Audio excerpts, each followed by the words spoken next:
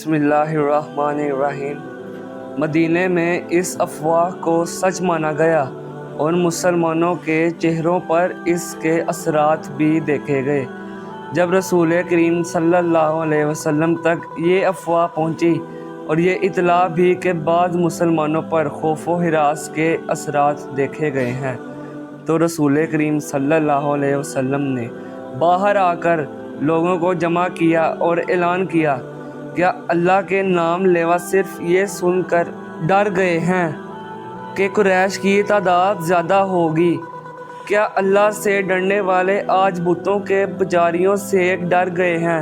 اگر تم قریش سے اس قدر ڈر گئے ہو کہ ان کی للکار تم پر منہ موڑ گئے ہو، تو مجھے قسم ہے خدائے ذوالجلال کی، جس نے مجھے رسالت کی ذمہ داری سونپی ہے، میں بدر کے میدان میں اکیلا جاؤں گا۔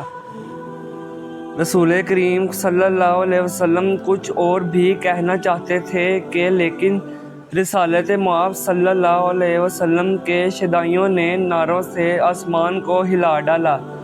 یہ سراغ نہ مل سکا کہ افواہ کس نے اڑائی تھی، لیکن رسول صلی اللہ علیہ وسلم کی پکار پر قریش کی پھیلائی ہوئی افواہ کے اثرات زائل ہو گئے اور مسلمان جنگی تیاریوں میں مصروف ہو گئے۔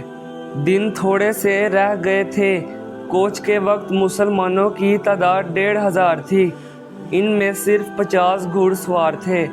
جن یہودیوں کو افواہ پھیلانے کے لیے مدینہ بھیجا گیا تھا، انہوں نے واپس آ کر بتایا کہ افواہ نے پہلے پورا کام کیا تھا، لیکن ایک روز محمد صلی اللہ علیہ وسلم نے مسلمانوں کو اکٹھا کر کے چند ہی الفاظ کہے تو مسلمان بدر کو کوچ کے لیے تیار ہو گئے۔ ان کی تعداد مدینے میں ہماری موجودگی تک 1500 تک پہنچ گئی تھی۔ ہمارا خیال ہے کہ تعداد اس سے کم یا زیادہ نہیں ہوگی۔ آج مدینے کو جاتے ہوئے اس واقعے کی یاد نے خالد کو اس لیے شرمسار کر دیا تھا کہ وہ اس وقت محسوس کرنے لگا تھا کہ ابو سفیان کسی نہ کسی وجہ سے مسلمانوں کے سامنے جانے سے بچکچا رہا ہے۔ خالد کو جب مسلمانوں کی تعداد کا پتہ چلا تو وہ بھڑکا پھرا ہوا ابو سفیان کے پاس گیا۔ ابو سفیان، خالد نے اسے کہا، سردار کی اطاعت ہمارا فرض ہے۔ میں اہل قریش میں سردار کی حکم عدلی کے روایت قائم نہیں کرنا چاہتا، لیکن مجھے قریش کی عظمت کا بھی خیال ہے۔ آپ اپنے رویے کو تبدیل کرنے کی کوشش کریں۔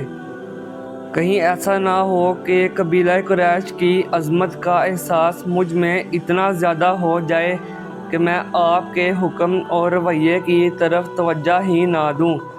کیا تم نے سنا نہیں تھا کہ میں نے یہودیوں کو مدینے کیوں بھیجا تھا؟ ابو سفیان نے پوچھا۔ میں مسلمانوں کو ڈرانا چاہتا تھا۔ ابو سفیان، خالد نے اس کی بات پوری ہونے سے پہلے کہا، لڑنے والے ڈرا نہیں کرتے۔ کیا آپ نے مسلمانوں کو قلیل تعداد میں لڑتے ہوئے نہیں دیکھا؟ کیا آپ نے خبیب اور زید کو اہل قریش کی پرچھیوں میں سامنے کھڑے ہو کر نعرے لگاتے نہیں سنا تھا؟ میں آپ سے صرف یہ کہنے آیا ہوں کہ اپنی سرداری کا احترام کریں اور بدر کوچ کی تیاری کریں۔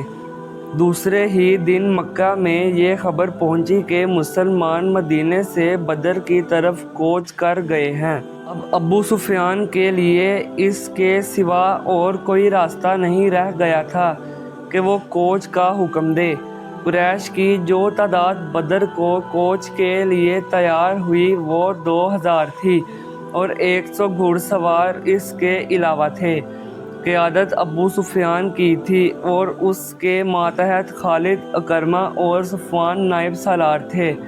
حسب معمول ابو سفیان کی بیوی ہند اور اس کی چند ایک کنیزیں اور گانے بجانے والی عورتیں بھی ساتھ تھیں۔ مسلمان رسول اکرم صلی اللہ علیہ وسلم کی قیادت میں یکم ذی القعدہ 2 ہجری کے روز بدر کے میدان میں پہنچ گئے۔ قریش ابھی اصفان کے مقام تک پہنچے تھے۔ انہوں نے وہیں رات بھر کے لیے پڑاؤ کیا۔ علی صبح ان کی روانگی تھی، لیکن صبح طلوع ہوتے ہی ابو سفیان نے اپنے لشکر کو کوچ کا حکم دینے کے بجائے اکٹھا کیا اور لشکر سے یوں مخاطب ہوا: قریش کے بہادروں، مسلمان تمہارے نام سے ڈرتے ہیں، اب ان کے ساتھ ہماری جنگ فیصلہ کن ہوگی۔ ان مٹھی بھر مسلمانوں کا ہم نام و نشان مٹا دیں گے، نہ محمد اس دنیا میں رہے گا، نہ کوئی اس کا نام لینے والا۔